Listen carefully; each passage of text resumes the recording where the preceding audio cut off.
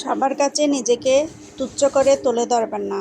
ভদ্রতা দেখিয়ে সবার কাছে অকারণে ক্ষমা চাইবেন না। আপনি পাওনার অতিরিক্ত কিছু কাউকে দিবেন না। আপনি বিনয় দেখাবেন, সে দুর্বল ভাববে। আপনি ভদ্রতা দেখাবেন, সে পরাজিত ভাববে। আপনি অতিরিক্ত দিবেন, সে এটাকে অধিকার ধরে নেবে। আপনি সেলফ রেসপেক্টের জন্য চুপ থাকবেন, সে আপনাকে হীন ও অপরাধী ভাববে। আপনি নিজেকে ছোট করে তুলে ধরবেন, সে নিজেকে বড় ভাববে। বিনয়, ভদ্রতা এগুলো কেবল ব্যক্তি বুঝে পালন করতে হয়। ভুল মানুষের জন্য দেখিয়ে নিজের আত্মসম্মানে আঘাত লাগতে দিবেন না। যে মর্ম বুঝে তাকে মূল্যায়ন করতে হবে। আমরা ভুল মানুষকে মূল্যায়ন করে নিজের ব্যক্তিত্ব ক্ষুণ্ণ করি, তারপর বলি মানুষ এমন কেন। হ্যালো এভরিওয়ান, কেমন আছেন সবাই? আশা করি সবাই ভালো আছেন। আলহামদুলিল্লাহ, আমিও ভালো আছি। আপনাদের মাঝে আরেকটা লং ভিডিও নিয়ে চলে আসলাম। তো সবাইকে অনুরোধ করব, আমার ভিডিওটা লাইক দিয়ে শুরু করবেন এবং সুন্দর একটা ভিডিও রিলেটেড কমেন্ট করবেন। তো অনেকদিন ধরে ভাবছিলাম বিরিয়ানি রান্না করব। তো ভাবতে ভাবতে আজকে বাচ্চাদের স্কুল বন্ধ ছিল, চিন্তা করলাম যে আজকে রান্না করে ফেলি। আসলে চিকেনগুলো আমি রান্না করার জন্য বের করেছিলাম, বিরিয়ানি মশলা সহ শুরু করে বাসায় ছিল। তো চিন্তা করলাম যে না, ঝটপট রান্না করে ফেলি। আসলে রান্না করতে করতেও দেরি হয়ে গেছে, তাই ঝটপট করে রান্না করে ফেললাম। প্রায় 1টা বেজে গেছে। কিছু ছোট মাছ কেটে নিচ্ছিলাম আর কি। বন্ধের দিন যেহেতু একটু কাজ এগিয়ে নিলে আমার কাছে অন্য দিনগুলো একটু সহজেই হয়, যেহেতু একটু মোবাইলেও সময় দিতে হয়, পেজটাতে একটু সময় দিতে হয়, সেটার জন্যে।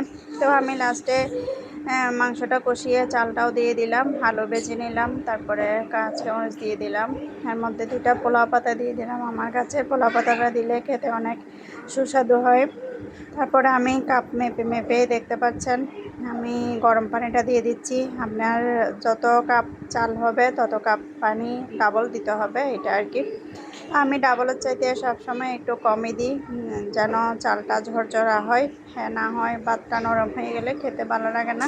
তো আলহামদুলিল্লাহ আমার ভাতটা একদম ঝরঝরাই ছিল, নরম হয়ে যায়নি। বিরিয়ানি যখন নরম হয়ে যায় তখন খেতে ভালো লাগে না, পোলাও বলেন বিরিয়ানি বলেন। দেখতে পাচ্ছেন আমি পানি দিয়ে দমে বসিয়ে দিব এখন।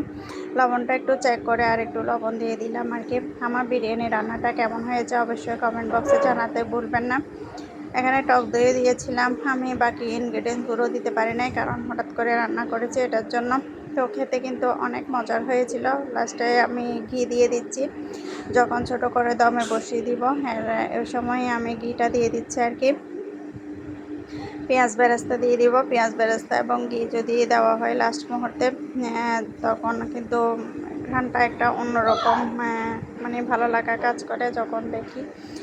তো আমার বিরিয়ানি রান্নাটা কেমন হয়েছে অবশ্যই কমেন্ট বক্সে জানাতে ভুলবেন না। যতক্ষণ পর্যন্ত আমার ভিডিও যারা এতক্ষণ দেখেছেন সবাইকে অসংখ্য ধন্যবাদ জানাচ্ছি। সুন্দর একটা ভিডিও রিলেটেড কমেন্ট রেখে যাবেন। আপনাদের সুন্দর সুন্দর কমেন্ট দেখলে আসলে অনেক বেশি ভালো লাগা কাজ করে। আমি যার ভিডিও দেখি না কেন সম্পূর্ণ ভিডিও দেখার চেষ্টা করি এবং মোটামুটি একটা গঠনমূলক কমেন্ট করার চেষ্টা করি। তো সবাই ভালো থাকবেন। আজকের মতো আল্লাহ হাফেজ, আসসালামু আলাইকুম সবাইকে।